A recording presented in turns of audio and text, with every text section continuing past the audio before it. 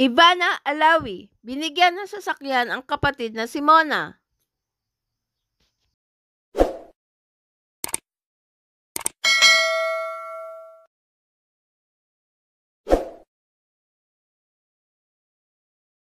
Isang sorpresang magarang sasakyan ang regalo ni Ivana Alawi sa 90th birthday ng kapatid na si Mona.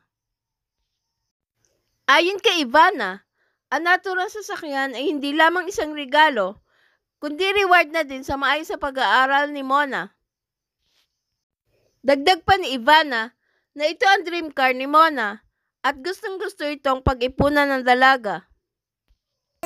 So si Moana po ay pumapasok na sa school. Ginagamit din niya yung mga kotse ni Mama. Tapos minsan hiraman kami sa kotse ko. Lagi akong ngayon nasa taping. Kaya naisip ko, perfect na perfect tong moment na magkaroon na siya ng sarili niyang kotse.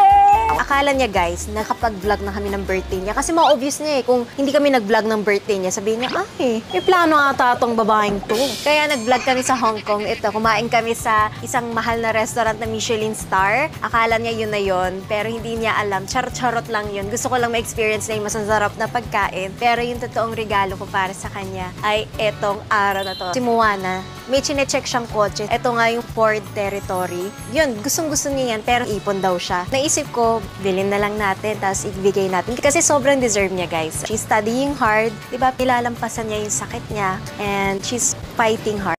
Halos din naman makapaniwala ni Mona at hindi maawat-awat ang pag-iyak nito nang malamang kanya nga ang sasakyan. Thank you! Sobra sad.